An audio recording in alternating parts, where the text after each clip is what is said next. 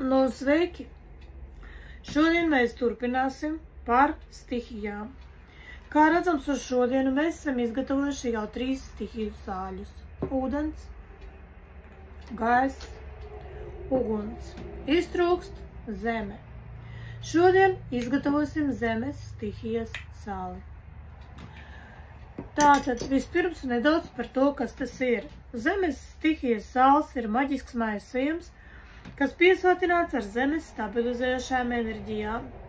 Tas tiek radīts apvienojot dažādas dabiskas sastāvdaļas, kas rezonē ar zemes elementu, piemēram, dažāda veida sāls, augus un minerālus. Zemes sāli izmanto maģiskajās praksēs, lai stiprinātu iezemēšanos, stabilitāti, aizsardzību un sakni ar dabas pasauli. Kā pielietot burvestībās vai rituālos? Pirmkārt, iezemēšanai un stabilitātei, lai veicinātu iezemēšanos un stabilitāti rituālos un arī ikdienas dzīvē. Tas palīdz nostiprināt enerģijas, sniegt drošības sajūtu. Aizsardzībai. To var izmantot aizsargājošās burvestībās un rituālos, lai veidotu vairogu pret negatīvām enerģijām un astrāliem uzbrukumiem. Apkaisiet zemes sāli ap savu māju vai rituāla telpu, lai izveidotu aizsargu robežu. Savienošanās ar dabu. Izmantojiet zemes sāli rituālos, lai padziļinātu saikni ar dabas pasauli. Tā sastāvdaļu maisījums veicina harmoniskas attiecības ar zemes enerģijām un enerģiju līdzsvarošanai. Zemes sāls līdzsvaro enerģijas, sakārto auru.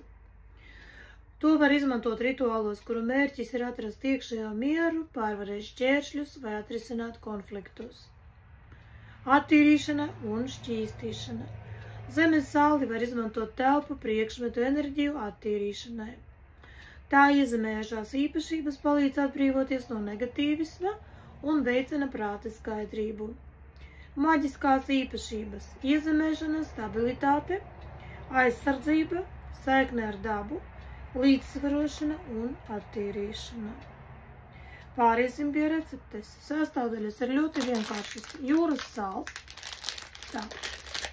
Šī ir tā mūsu iemīļotā Rimī jūras sāls, bet var lietot jebkuru citu. Jūras sāli, pačūlija. Pačūliju saista ar zemes enerģijām. Un šajā gadījumā tieši pačūlija ļoti labi ir lietot pulverī. Jau gatavā pulverī ir nopērkama pačūlija. Nākamais ir ogmos. Ozola sunas, jā, ogmos. Gribu parādīt. Tā ir tāda bieza ēteriskā eļļa, ko izmanto gan arī ārstniecībai, gan meditācijā. Šo te asociē ar zemes enerģijām. Un melnais turmalīns. Manā gadījumā lūk šāds ir melnais turmalīns. Ja? To var izmantot rituālos. Nu, lūk, tātad. Var arī žāvēt okmos lietot, bet man nebija pieejams, es izvēlējos ēterisko eļļu. Nu, tātad. Kā vien dar? Beram jūras sāli.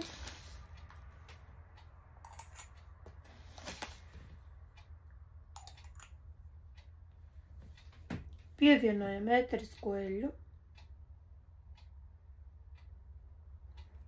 Pilieniņu, ja.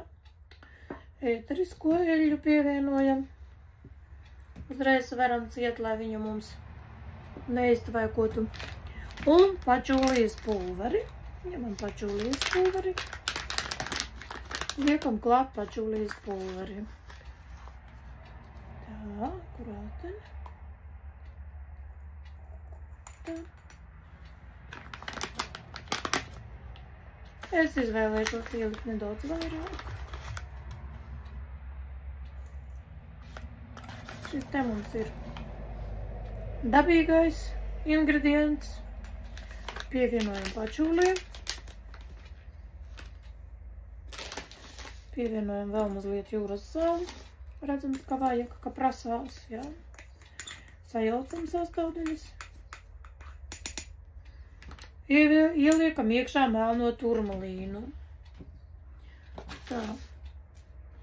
Nav noteikts, cik, kā ir precīzi jābūt. Ieliekam pēc nodoma vai pēc savas paša intuīcijas. Tā, ņemam šo te, visu sakratām, un šādi mēs esam ieguvuši zemes sāli. Nu, lūk. Tad, kad esam šo zemes sāli izveidojuši, tad glabājam noslēgtā traukā, vēsā, sausā vietā.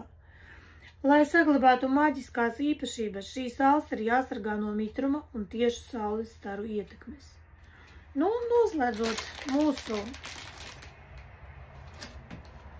mācību par sauli, ja, ezotērisko, zeme, gaiss, uguns un ūdens. Lūk, šāds mēs esam ieguvuši dažādu stihiju sāļus. Nākamajās nodarbībās pastāstīšu jums, kā var izveidot saules sāli, mēnesi sāli, dažādus krāsainus sāļus. Parunāsim arī par to. Labi, līdz nākamajai reizei. Visu labu!